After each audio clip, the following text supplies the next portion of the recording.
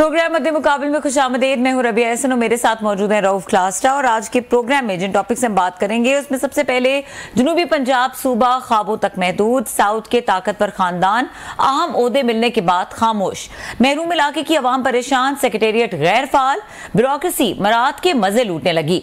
जनूबी पंजाब को NFC से बराबर का हिस्सा कब मिलेगा? जनूबी पंजाब के मसाइल का असल जिम्मेदार कौन है और ये कब हल किए जाएंगे? इस पर डिस्कशन के लिए आज हमारे साथ स्टूडियो में मौजूद हैं सेनेटर महमूदुल हसन, मुल्तान से इनका ताल्लुक है, पाकिस्तान पीपल्स पार्टी से इनका ताल्लुक है। उनको वेलकम करेंगे। अस्सलाम वालेकुम महमूदुल हसन साहब। और हमें ज्वाइन कर रहे हैं मुल्तान से सीनियर सहाफी जमशेद रिजवानी साहब, उनको भी वेलकम करेंगे। अस्सलाम वालेकुम जमशेद रिजवानी साहब। जमशेद रिजवानी साहब, हमेशा हमें मुल्तान से जो भी हमें कभी डिस्कस करना हो अगर और इंसाइट लेनी हो तो इनकी गहरी नज़र है, मुल्तान की सियासत, जो भी वहाँ पर मामलात चलते हैं उस हवाले से हमें अपडेट करते रहते हैं। So starting from Mahmudul Hasan साहब, ज़्यादा रेलेवेंस इसलिए है कि आपकी तरफ से बिल पेश किया गया है एक बार फिर। अब it has a long history. हमेशा जो है वो हमने देखा है कि जनूबी पंजाब को सूबा बनाने की बात की जाती है और ये भी कहा जाता है कि इसको सूबा, इसके राइट्स मिलने चाहिए यहाँ पे लोगों को। अब इस दफ़ा भी आपने बिल पेश किया। एक तो क्यों बनना चाहिए सूबा, और अगर नहीं बन पा रहा है तो रुकावटें क्या है असल में? बिस्मिल्लाहिर्रहमानिर्रहीम।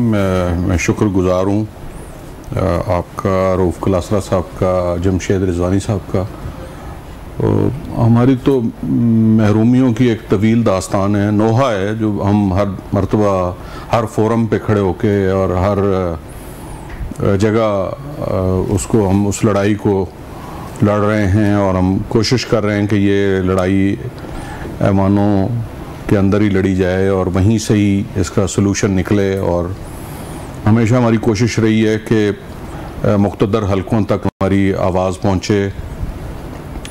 देखें, ये को 13 करोड़ से ज़्यादा आबादी का सूबा है जो जिसको चलाना नामुमकिन है, इसको मैनेज करना बहुत नामुमकिन है। और दूसरी ये है कि तारीख़ी हैसियत है मुल्तान की और साउथ पंजाब की अपनी एक, ये 5000 साल पुराना शहर है, 5000 साल पुरानी तारीख़ है इस खत्ते की और शायद उससे भी पहले की है। और उसके मुकाबले में ये छोटी छोटी बस्तियां थी, लाहौर, कराची, मछेरों की बस्ती, लाहौर कशफुल माजूब में लिखते हैं दाता गंज बख्श अली अजवेरी कि मैं मुल्तान शहर के मज़ाफ़ात में एक छोटी सी बस्ती लाहौर में आके क़याम पज़ीर हुआ हूँ। और सियालकोट या गुजरांवाला या और भी जो भी इस खत्ते में, दिल्ली और मुल्तान ही दो बड़े नुमायाँ शहर रहे हैं हमेशा से। तो और उसकी जो हैसियत है उसको मस्ख किया है गोरों ने आके, और वो उसकी जो हैसियत है वो उससे पहले कुछ जो ताबड़तोड़ हमले हुए हैं रंजीत सिंह के ज़माने में और उसके बाद फिर इसको मस्ख किया है, बिल्कुल इसको इंतज़ामी तौर पे तोड़ा गया है और मुल्तान की मरकज़ी हैसियत को बिल्कुल मादूम कर दिया गया। और उसको फिर वो एक मुसलसल महरूमियों की दास्तान है उस खत्ते के साथ, जो ज़्यादतियाँ होती रही हैं, हो रही हैं अब तक। तो मैं समझता हूँ कि इतने बड़े सूबे को चलाना, आप अपने इर्द गिर्द देखते हैं, बिल्कुल हमारे बराबर में जब हम हिंदुस्तान से आज़ाद हुए हैं तो यही पंजाब का इतना ही बड़ा हिस्सा हिंदुस्तान के हिस्से में आया। उन्होंने अम्बाला डिवीज़न का हरियाणा बना दिया, जलंधर डिवीज़न का पंजाब बना दिया और तीसरा एक सूबा हिमाचल प्रदेश बना दिया। और हम जो है वो हालांकि बिल्कुल कल्चर सराइकी बिल्कुल डिफरेंट कल्चर है पंजाब से, बिल्कुल अलग। हम अगर हमारी कोई रेलेवेंस बनती है तो वो सिंध के साथ बनती है। तो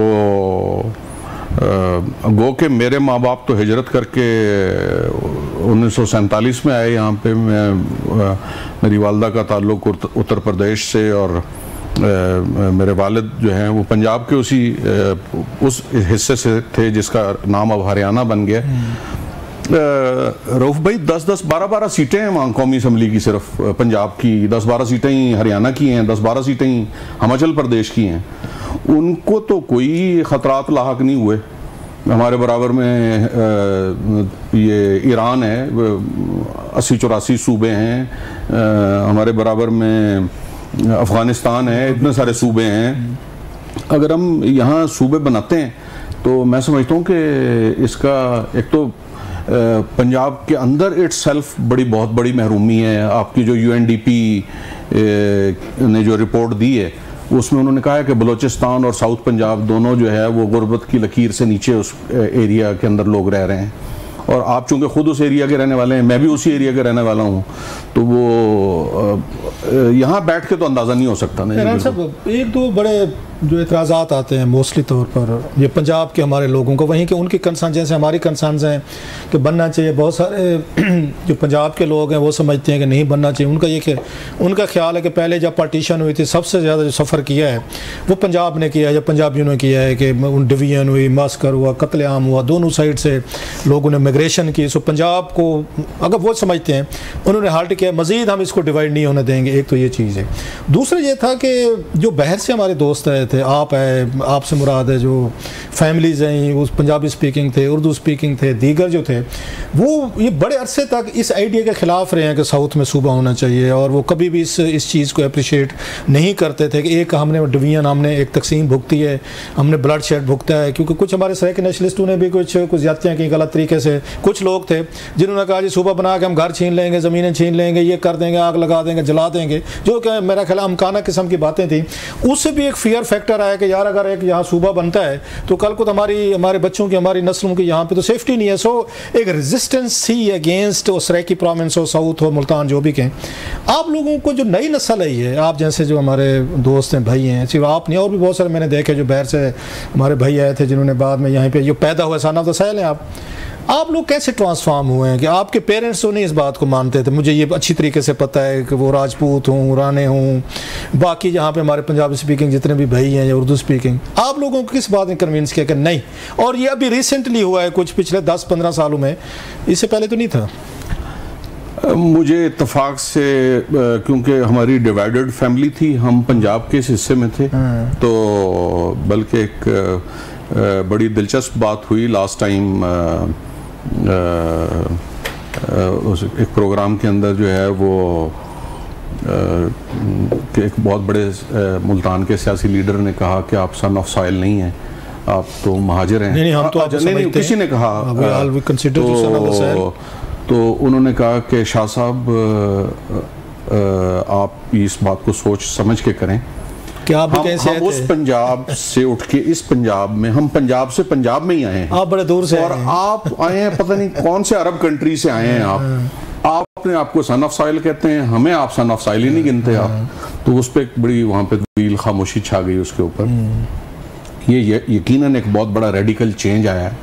और मेरी सोच तो तब बदली है जब मैं कोई 25-30 साल पहले मैं जब हरियाणा वापस जाता था, अपने पानीपत से हमारा ताल्लुक़ है, वहाँ मैं जाता था तो वहाँ मैं जाके देखता था, मेरे मामू वगैरह वहीं रहते हैं सारे, आधा ख़ानदान यूपी में, उत्तर प्रदेश में। तो मैं जब उनसे वहाँ पे जाके मिलता था, देखता था, तो वहाँ यहाँ की सराइकी फैमिलियाँ जो वहाँ पे शिफ्ट हुई, जो माइग्रेट करके, हाँ, जो यहाँ से गई हैं, डीजी खान से, भावलपुर से, शोरकोट से, मुल्तान से, लैया से, जो वो जब उनसे मैं मिलता था तो मैं जब देखता था कि उनके बच्चे जो है ना, वो उनके बच्चों को अब सराइकी नहीं आती, वो वहाँ की हरियाणवी लैंग्वेज बोलते हैं, और वो वहाँ जो है बड़ी प्यारी ज़बान है, मुझे बड़ी अच्छी लगती है हरियाणवी जिस तरीके से बोली उसमें है ना। तो वो अच्छा, और वहाँ महाजर के बजाय शरणार्थी कहा जाता था उन्हें, जो ना महाजरीन को ना, लेकिन उस लफ्ज़ को भी वहाँ पे गाली समझा गया ना। अच्छा। और वो उस कल्चर के अंदर वो लोग मिक्स हो गए वहाँ पे जाके। मुझे भी अंदाज़ा हुआ कि यहाँ मुल्तान में भी आप देखें या इस पूरे साउथ में देखें कि यहाँ दुरानी हैं, यहाँ खाकवानी हैं, यहाँ पे कौन कौन सी कौमें वो असिमिलेट हो गए सारे। हाँ, सारे जो भी आए हैं, अपनी कोई फारसी बोलने वाले थे, कोई पश्तो बोलने वाले थे, अरबी बोलने वाले थे, कोई अरबी बोलने वाले थे। हाँ, पता नहीं कब से मुल्तान जो एक जिंदा जावेद हकीकत है मुल्तान भाई हमारे यहाँ। हाँ, लेकिन वो सब के सब वो आके बिल आखिर अब उनके बच्चे सराइकी बोलते हैं वहाँ। मैं समझता हूँ कि ये शायद हमारी आखिरी नस्ल होगी या शायद उसके बाद आने वाली और कोई एक आध नस्ल होगी। बहुत आला सराय की बोलते हैं, बताएं किसी को ना, तो किसी को समझ भी नहीं आएगी। जरा जमशेद को आपने बड़ा खूबसूरत तरीके से जमशेद को जरा इन करते हैं, जरा मेरा ख्याल जरा उनसे पूछें जमशेद से आप उनको कैसे लगता है सूबे का मसला। साहब जमशेद साहब ये बताइए, ये जो सूबे वाली बात है, आपसे हमने मल्टीपल प्रोग्राम्स किए, उसमें बात की, अब अगर मुल्तान की सियासत को देखें और वहाँ की जो खानदानी सियासत के जो बड़े बड़े नाम हैं, ये डिलीवरेंस क्यों नहीं हो सकी अब तक? अगर ये it is a much needed thing और वहां के लोग भी कन्विंस्ड हैं, सियासी क़यादतें, मुख्तलिफ सियासी पार्टीज वो भी कन्विंस्ड हैं, तो ये क्यों नहीं एग्जीक्यूट हो सका अब तक? मेरा ख्याल है सियासी क़यादत या जो सियासी जमातें हैं वो कन्विंस पूरी तरह नहीं है, मेरा ये ख्याल है। और जो कोशिशें हैं वो हाफ हार्टेडली हुई हैं, इसी वजह से जो उनके यहाँ रिप्रेजेंटेशन है पार्टियों की, वो भी हाफ हार्टेडली बात तो करते हैं और कोशिश भी होती है, लेकिन अमलन हम तीनों बड़ी पार्टीज को देखें तो उनकी तरफ से कोई संजीदा कोशिश सूबे की या यहाँ लोगों को इख्तियार देने की हुई ही नहीं है। और अगर हुई है तो पॉलिटिकल माइलेज की हुई है। अगर आप सन 2008 की असम्बली में देखें तो पाकिस्तान पीपल्स पार्टी ने जो सूबा कमीशन बनाया और बना भी, पार्लिमानी कमीशन आपको याद होगा, और उसने अपनी सिफारिशात भी दी और सेनेट में वो पेश भी किया गया और फिर हुकूमत ख़त्म हो गई। और इसी दौरान में पंजाब में मुस्लिम लीग नवाज ने इसी तरह जुनूबी पंजाब में 2 सूबों की बात की, बावलपुर सूबे की बहाली की और डेरा गाजी खान और मुल्तान के सूबे पे जुनूबी पंजाब सूबे की बात की कि 2 करारदादें उन्होंने मंजूर की कि 2 सूबों की। पाकिस्तान जो तहरीक इंसाफ है उसने यहाँ पे सेक्रेटेरिएट की बात की और 2021 में सेक्रेटेरिएट बना भी दिया, लेकिन उससे इख्तियार नहीं दिया गया। तो अमलन ये तीनों जो जमातें हैं उन्होंने जुनूबी पंजाब सूबा महाज हो, जुनूबी पंजाब सूबा हो, जुनूबी पंजाब के 2 सूबे हों, सब पे बात तो छेड़ी ज़रूर है, लेकिन अमलन तीनों जमातें एग्जीक्यूट करने के लिए अपने इस प्रोग्राम को तैयार नहीं हैं। और लगता ये है कि ये political mileage, political point scoring तो है। जमशेद एक बात बताएं, आपने कहा कि वो तैयार नहीं है। मसलन यूसुफ रज़ा गिलानी साहब प्राइम मिनिस्टर थे, उन्होंने इसको इनिशिएट कर तकरीरें भी करते थे, वो सराय के सूबे की बात भी करते थे। बाज़ दफ़ा उन्होंने कहा भी सही कि मुझे हटाने की वन ऑफ द रीज़न ये थी कि मैं सराय के सूबे की बात करता था। फिर उसके बाद हमने देखा नवाज शरीफ साहब की पार्टी पे एतराज़ होता था, उन्होंने कहा जनाब आप एक सूबा चाहते हैं, हम 2 बना देते हैं, तो लोग उस पर कहते नहीं जनाब, उनका मकसद भी वहाँ पर आपस में डिवीजन पैदा करना था। अभी हम देखते हैं कि साउथ से 2 जो बड़े इंपॉर्टेंट सेनेटर्स हैं तो उन्होंने भी उन्होंने बिल पेश किए। इससे पहले राना साहब बैठे हमारे साथ, ये पहले भी पेश कर चुके हैं, आज फिर किया है और उसके बाद इन्होंने पिछले हफ्ते इन्होंने फिर किया है और फिर हम देख रहे हैं कि उनके पास बप्पी साहब भी कर रहे हैं। सो वो चाहते तो सारे हैं, आप कहते हैं पॉलिटिकल विल नहीं है, तो विल ना होती तो ये करारदादें ना पास करते, या इनको किस चीज़ का खौफ है? करारदादें भी पास कर रहे हैं, बिल भी कर रहे हैं, लेकिन सूबा नहीं बना रहे। मतलब मुझे नहीं समझ आई कि where is a problem. Political will ना होती तो फिर ये करारदादें ना पेश करते, इनको बिल ना पेश करने देते, वो पीटीआई भी ना करने देते, राना साहब भी पेश ना करते, पार्टी अगर रोकती। ठीक है, मेरे ब्रेक लेनी है आप? जी ब्रेक। चलो ब्रेक के बाद जरा जवाब लीजिएगा जमशेद जी। जमशेद रिजवानी इस सवाल का जवाब आपसे ब्रेक के बाद देंगे, हमारे साथ रहिए।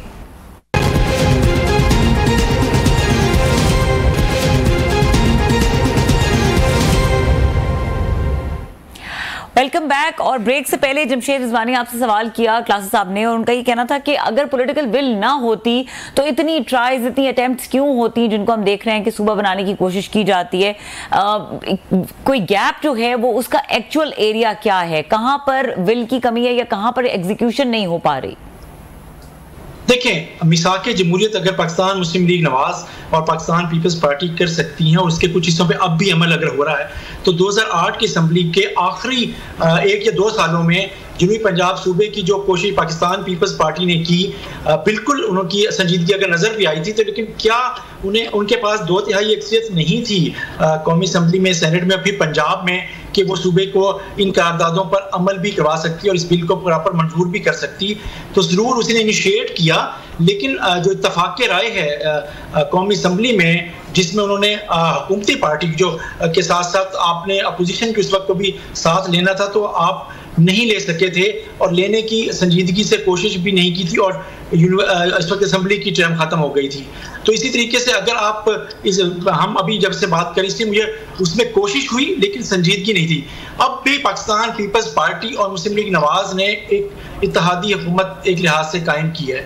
तो मुझे ये बताएं कि क्या पाकिस्तान पीपल्स पार्टी ने मुस्लिम लीग नवाज से क्या ये बात की है कि जनूबी पंजाब सूबा या जनूबी पंजाब सेक्रेटेरिएट के हवाले से मुस्लिम लीग नवाज को क्या करना है? मेरा ख्याल है कहीं भी इस पॉलिटिकल टॉक में इस हुकूमत के साथ जो ताउन है उसमें ये कहीं एजेंडे पे है ही नहीं, अभी तक तो नहीं है। अगर होता तो अली हैदर गिलानी असेंबली में पाकिस्तान पीपल्स पार्टी के प्लेटफॉर्म पे ये मुतालबा ना कर रहे होते। तो मेरा ख्याल है कि ये संजीदगी दोनों बड़ी पार्टीज, अगर हम इस वक्त की देखें हुकूमत में जो है पाकिस्तान पीपल्स पार्टी और मुस्लिम लीग नवाज, उन्होंने मिल बैठ के कोई बात नहीं की है।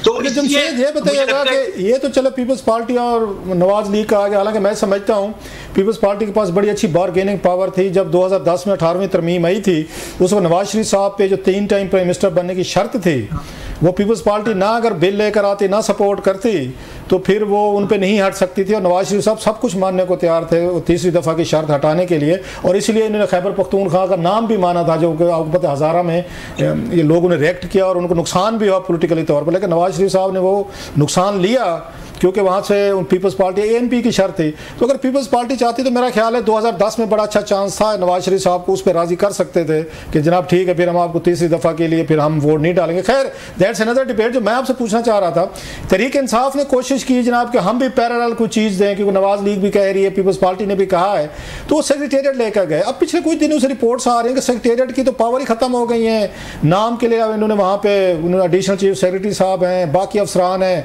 वो दोबारा सारी की सारी पंजाब लाहौर की ब्यूरोक्रेसी ने सारी पावर्स ले ली हैं, ट्रांसफर पोस्टिंग भी नहीं कर सकते, इधर से पत्थर भी उठा के नहीं रख सकते। तो क्या हाल हुआ है सर उस सेक्रेटेरिएट का? वो जो उन्होंने इमरान खान साहब के दौर में थोड़ा सा एक्टिव हुआ था, वो सुना दोबारा फारिग हो गया, सारे का सारा लाहौर के पास आ गया है। देखिए रूफ, जो आप बात करें सूबा, यहाँ लोग एक तो अपनी शनाख्त के लिए तो मांग ही रहे हैं, लेकिन असल बात यह है कि इंतजामी तौर पे खुद मुख्तारी होनी चाहिए। ये इस इलाके में बसने वाले हर सराइकी और नॉन सराइकी का मुतालबा है और उसकी ख्वाहिश है।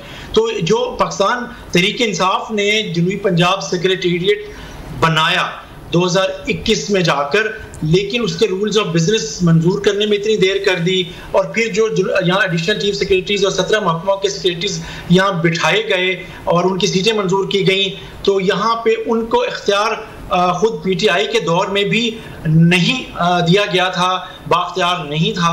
और अब भी जो नई हुकूमत आई है तो वो भी कोई बहुत संजीदा नज़र नहीं आ रही है, बल्कि यहाँ पे हो ये रहा है कि जितने भी अगर यहाँ एडिशनल चीफ सेक्रेटरी बैठे हैं या सूबों के जो सेक्रेटरीज, जनूबी पंजाब के जो मुख्तलिफ महकमों के सेक्रेटरीज हैं, उनके पास कितने एक इख्तियारात हैं या उन्हें कितने एक इख्तियारात इस्तेमाल करने दिए गए हैं। जो हमारे दोस्त हैं हमें बताते हैं, वो ये कहते हैं कि जी इख्तियार मौजूद है कागजों में, लेकिन हमें फ़ोन पे कह दिया जाता है कि आपने करना नहीं है, तो हम अमली तौर पे वो कर नहीं रहे हैं। तो यहाँ एडिशनल चीफ सेक्रेटरी का ओहदा भी सिर्फ ऐसे ज़ाहिरी तौर पर है, जो सेक्रेटरीज हैं वो भी इस वक्त अमलन गैर फाल हो गए हैं। और क्योंकि ये हुकूमत, अब उन्होंने एक नई सीट्स क्रिएट की हैं, यहाँ पहले सेक्रेटरीज थे और एडिशनल सेक्रेटरीज थे, डिप्टी सेक्रेटरीज थे, अब उन्होंने क्या किया 10 स्पेशल सेक्रेटरीज के सामने क्रिएट की हैं और 5 पे सेक्रेटरीज स्पेशल सेक्रेटरीज तैनात भी कर दिए।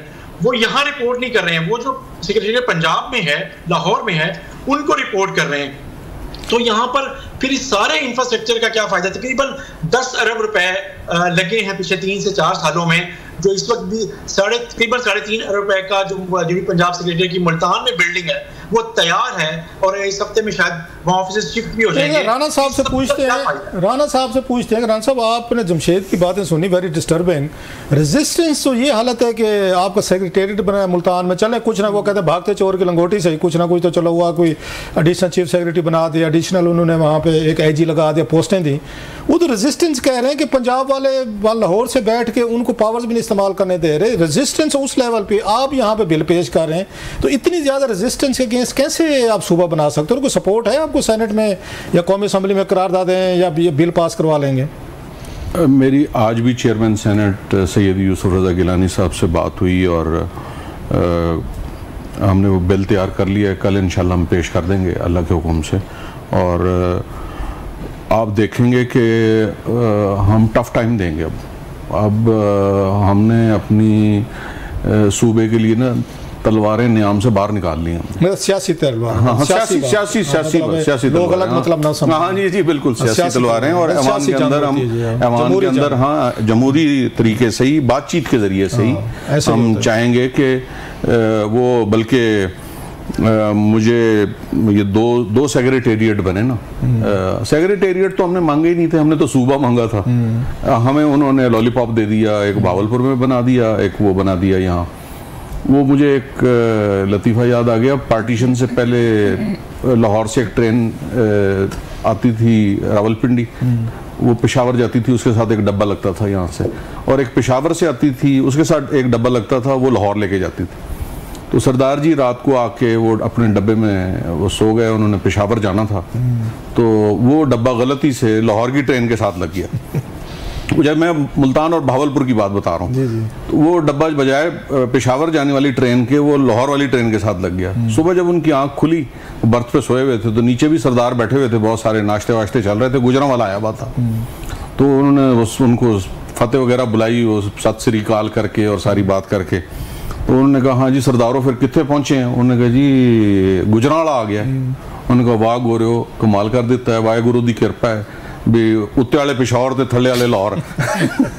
तो सराइकियों के साथ तो जी ये बड़ी ज्यादती हो रही है, बहुत ज़्यादा, इतनी ज्यादती है आप यकीन करें। मुझे भी मतलब मुझे शर्मिंदगी महसूस होती है अपने उन लोगों के सामने जाते हुए, उनसे मिलते हुए, और फिर कभी कभी मैं ये सोचता भी हूँ कि हाँ ये मैं जिस फील्ड में हूँ शायद मैं वो हक अदा नहीं कर सका। लेकिन वो जो उनका मौक़िफ़ है वो भी थोड़ा सा देना ज़रूरी है। जो पंजाब के लोग, जैसे पहले मैंने कहा, वो ये समझते हैं कि जो बात अभी हो रही थी कि एग्जीक्यूशन नहीं हो रही, तो एक खौफ डर तो हर पॉलिटिकल पार्टी के जहन में है। पीपल्स पार्टी का वो कहते हैं देखें जी कि इन्होंने सराइकी सूबे का या साउथ का नारा लगाया तो पंजाब से उड़ गए, इनके सेंट्रल पंजाब या नॉर्थ में सीटें नहीं रही, क्योंकि जो पंजाबी स्पीकिंग भाई हमारे वो अभी भी इस कंसेप्ट के साथ एग्री नहीं करते कि जनाब कि आप इस पंजाब को दोबारा आप इसके टोटे कर, वो इसी तरह के टोटे कर दें, पहले भी हो चुके हैं।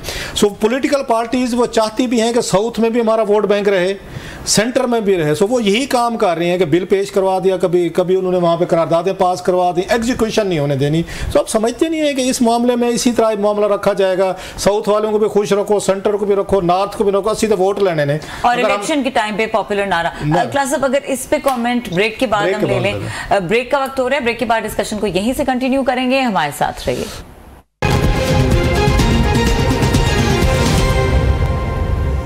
Welcome back. सेनेटर साहब, आपसे क्लास साहब ने सवाल किया था कि ये एक पॉपुलर स्लोगन है और उसकी टाइमिंग ये कि इलेक्शन के टाइम पे या वोट लेने हो तो उस टाइम पे ये बड़ा काम आता है, और कोई पार्टी बनाना नहीं चाह रही, क्योंकि साउथ में बनाते सेंटर में वोट आपको पंजाबी स्पीकिंग भाई नाराज होते हैं, और नहीं बनाते तो वो साउथ वाले नाराज होते हैं। सर वो किधर जाए बेचारे हुए, उनकी भी मजबूरी देखें ना सियासतदानों की, उन्होंने तो वोट लेने हैं। देखें रऊफ भाई, अब किसी के दिल का हाल तो अल्लाह को ही पता है। हम तो खुलूस नीयत के साथ और बिल्कुल अपनी कमिटमेंट के साथ और अपने अल्लाह को जवाब दे होने के हवाले से अल्लाह की बारगाह में पेश होना है हमने जाके। हम तो ये समझते हैं हमारे ईमान का हिस्सा है कि ये हमारे उस मट्टी का हमारे ऊपर कर्ज है, और उस मट्टी के लोगों के लिए वो उनके बच्चों को दाखिले नहीं मिलते, मेडिकल कॉलेज नहीं है, आईटी की यूनिवर्सिटी नहीं है। मुल्तान जैसे ज़िले के अंदर आप वैसे पूरे मुल्क में है कोई इतनी बड़ी यूनिवर्सिटी आईटी पे? आईटी की एक बनाई है हमने वो रहीम यार खान में हम ले गए थे, मैंने कोशिश की, चार यूनिवर्सिटियां मैंने शहर में। आईटी के मिनिस्टर हैं आप, तो सबको जानते होंगे, जिसको खपाना होता था, जिसको कोई मतलब बस एम करना, उसको आईटी की मिनिस्ट्री दे दो। तो आईटी तो कभी हमारी वो रही प्रायोरिटी नहीं, तो रही नहीं है कभी सर। लेकिन देखें आप, हमारे बराबर में हिंदुस्तान ने कितनी होशरुबत रखी की सर।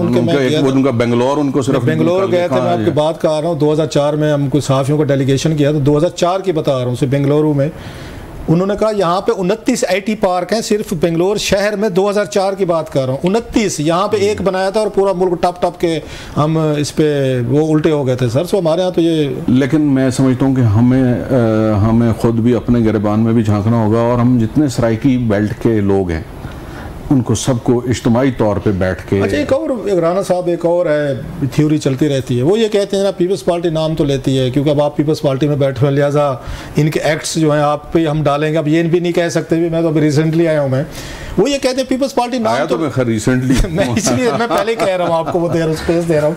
वो कहते हैं कि पीपल्स पार्टी दिल से नहीं चाहती कि अगर वो यहाँ पे ये साउथ में सूबा बनाती है, सपोर्ट करती है, बनवाती है, तो फिर सिंध में कल को जो उर्दू स्पीकिंग भाई कहेंगे इसी पे, फिर बलूचिस्तान में वो कहते हैं वहाँ पे हमारे पश्तून भाई कहेंगे उस पर बलोच नहीं मानेंगे, इधर वो कहते हैं जनाब बनाते हैं सूबा तो पश्तून भाइयों को मसले हज़ारा का सूबा मांगेंगे। तो तीनों जो प्रोविंस हैं, सिंध हो, बलोचिस्तान हो या आपका KP हो, तो वहाँ पे नए सूबों को डिमांड आती है, जस्टिफिकेशन वो मांगना शुरू कर देते हैं। सो वो मतलब वो कहते हैं ना कि उस लिप सर्विस तो होती रहेगी लेकिन एग्जीक्यूशन नहीं होगी, क्योंकि तीनों सूबे जो हैं उनको खतरे के हमारे अंदर सूबे बनेंगे और सूबे को बनाना नहीं चाह रहा जिनकी ज़रूरत भी है। तो इसको कैसे आप बैठ के सारा करेंगे इन तमाम इश्यूज़ को सॉर्ट आउट? मेरा ख्याल है पहले भी सियासी पार्टियों ने मिसाके जमहूरियत भी बैठ के नया सूबा तो इन्होंने नहीं बनाया सियासी जमातों ने आज तक। मैं समझता हूँ कि इसके ऊपर इन्हें हिंदुस्तान की तर्ज के ऊपर एक कमीशन मुकर्रर कर लेना चाहिए आपस में बैठ के और तय कर लेना चाहिए कि आइंदा का 10 साल का, 20 साल का, 50 साल का क्या रोड मैप होगा, किन किन जगहों पे क्या क्या सूबों की जरूरत होगी। तो आज जब आपकी जब बात हुई है लास्ट वीक अब यूसुफ रज़ा गिलानी साहब से मिले तो उनका इस पे क्या था, क्योंकि वो पायनियर अपने आप को समझते हैं कि जी मैंने सूबे की बात की, तो उन्होंने आपको अप्रिशिएट किया, थपकी दी या कहा राणा साहब इतनी जल्दी दी क्या ज़रूरत है, ज़रा सब्र करो, ढिले, खैर है जो हमारा सराइकियों का मिजाज है साउथ का, उनका क्या इस पे टेक था कि अच्छा हुआ है? नहीं, वो उन्होंने मेरी बड़ी हौसला अफजाई की। अच्छा। और आप ये देखें कि पीपल्स पार्टी के पास पंजाब में एक भी सेनेटर की सीट नहीं थी, लेकिन दोनों सेनेटर्स जो हैं वो साउथ पंजाब से आए हैं, यूसुफ रज़ा गिलानी साहब भी। और मतलब आप सारे ये साउथ के लोग मीसने बड़े हैं, मतलब है रोते भी रहते हैं, ज्यादतियां भी करते रहते हैं और 2 सीटें भी निकाल ली और अभी भी आप ना खुश हैं सर। ये मैं यही कहूँगा ना, लाइटर नोट के मीसने वाली बात है कि चुपके आपने सीटें भी निकाल ली दोनों ने सर, आप और गिलानी साहब ने सर। बहरहाल इसके लिए तो मैं पीपल्स पार्टी की क़यादत का बड़ा ही शुक्रगुजार हूँ कि उन्होंने मेहरबानी की है और बिलावल साहब ने, आसिफ अली जरदारी साहब ने, it was a bold step, आपको टिकट मिले। अच्छा, इसमें जैसे एक छोटा सा क्लिप आया था, बात आपने कर दी तो पूछे बगैर रह नहीं सकता। जब ये वोटिंग हो रही थी सेनेट में तो उस वक्त नवाज शरीफ साहब जो हैं उनकी आपसे क्या गुफ्तगू हुई, उन्होंने क्या भारी दिल के साथ उन्होंने कहा जी मैं आपको वोट डाल रहा हूँ, क्योंकि आप तो बेसिकली ओरिजिनली नवाज लीग में थे, टिकट नहीं दी, नाराज़ होकर आप उधर पीपल्स पार्टी में चले गए। तो मियाँ नवाज शरीफ साहब को आपको वोट डालना मतलब इट माइट बी वेरी, आपके लिए तो बड़ी बात होगी कि आप उनके वर्कर रहे हैं, तो आपकी पार्टी का जो फॉर्मर वो चेयरमैन है, लीडर हैं, तो वो अब आपको वोट डाल रहे हैं, सेनेटर बना रहे हैं, क्या गुफ्तगू हुई थी सर आपके मियाँ साहब की?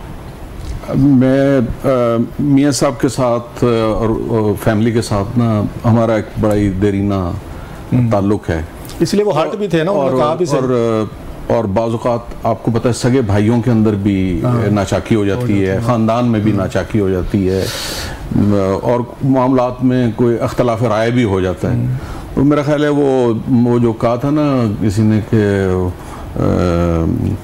वो ताल्लुक जिसे निभाना ना हो नामुमकिन, उसे खूबसूरत मोड़ देकर छोड़ना अच्छा। बड़ा खूबसूरत गाना है ये भी। तो वो खूबसूरत मोड़ देकर, तो वो मेरे बुजुर्ग हैं और प्यार रहा है। फिर एक ऐसी सर्वाइवल की जंग थी जिसके लिए फिर हमें ज़ाहिर है पीपल्स पार्टी ने गले से लगाया, बिलावल साहब ने इज़्ज़त बख्शी, मेरे घर तशरीफ़ लाए, मुझ नाचीज़ को ये इज़्ज़त बख्शी और फिर उन्होंने मुझे सेनेट का टिकट दिया इस्लामाबाद से, इतने बड़े बड़े लोगों के मुकाबले में, और जितवाया, और यहाँ से जितवाया। और बहरहाल अब और ये भी मेरी बड़ी खुशनसीबी है कि जिस पार्टी से मुझे टिकट नहीं मिला था वहाँ उस पार्टी की सारी क़यादत ने मुझे खुद वोट डाला। अब वो सब मेरे वोटर हैं, मतलब मैं मुझ पे फ़र्ज़ है कि मैं उनका एहतराम भी करूँ और उनका ख्याल भी करूँ। ठीक है। अच्छा जमशेद रिजवानी साहब, क्लोजिंग रिमार्क्स आपसे, आप ये बताइए कि अब क्या लगता है आगे के लिए, क्या होप्स आपका क्या इसके बारे में टेक है? देखें, आप जो सूबों का जो तश्कील है या बनेंगे वो बहुत मसला होगा, बहुत मुश्किल है इस वक्त जो नज़र आ रहा है पोलिटिकल सिनेरियोस में। तो लोगों को अगर आपने इख्तियार देना है तो जो ऑलरेडी एक सेक्रेटेरिएट मौजूद है, तो आम लोग यहाँ पर तो कोई लिसानी शनाख्त नहीं है ना। अगर आपके तहसील हो सकती है, डिस्ट्रिक्ट हो सकता है, डिवीजन हो सकता है, तो अगर जनूबी पंजाब का सेक्रेटेरिएट है और वहाँ पर सेक्रेटरीज बैठ रहे हैं, एडिशनल चीफ सेक्रेटरीज हैं, और क्या उनको इख्तियार देकर जो यहाँ के जो फंड्स हैं वो यहीं पर खर्च हों, इसको कैसे इंश्योर किया जा सकता है, और यहाँ के जो गवर्नेंस के इश्यूज हैं वो यहीं पर ही हल हों और लोगों को यहीं पे रिलीफ मिले, लोगों के मसाइल यहीं पर हल हों, लोगों के तरक्याती कामों का फैसले भी यहीं पर हों, फंड्स का फैसला भी यहीं पर हो, तो इसमें क्या बुराई है? और उसमें जरूरी नहीं है कि कोई पॉलिटिकल पार्टी, चाहे वो पीपल्स पार्टी हो, नून हो या पीटीआई हो, वो करे। असल बात तो लोगों को सहूलत देने क्या है। तो आप कम से कम अगर सूबा नहीं बना सकते, कोई भी सियासी जमात बनाने में दिलचस्पी नहीं रखती और उसके बहुत से मसाइल हैं, तो जो सेक्रेटेरिएट आपने बना दिया, इंतजामी तौर पे लोगों को फैसिलिटेट करने की आप जो कोशिश कर रहे हैं, इसी पर ही कम से कम आप कुछ मुत्तफिक हो जाएं और जहाँ लोगों को ज्यादा यहाँ पे सहूलत मिल सके। जमशेद, आप क्या समझते हैं लास्टली क्विकली, ये लाहौर की ब्यूरोक्रेसी रजिस्ट कर रही है या लाहौर की पॉलिटिकल एलीट रजिस्ट कर रही है कि सेक्रेटेरिएट जो है इफेक्टिव ना हो, फंक्शनल ना हो मुल्तान में?